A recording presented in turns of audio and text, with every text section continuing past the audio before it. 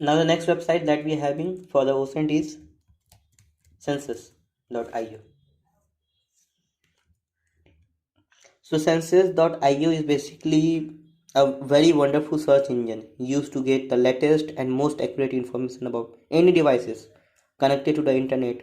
It can be easily servers or names, domain names.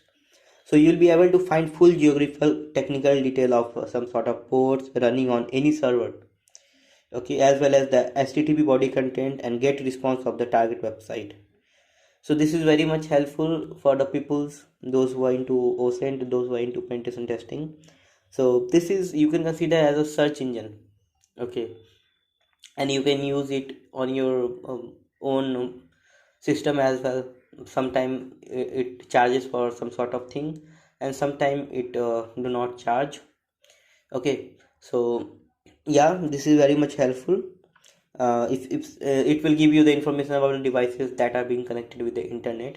You can read it here as well. Okay, so this is helpful. You can do a small research. If you want detailed video, then just comment it down below.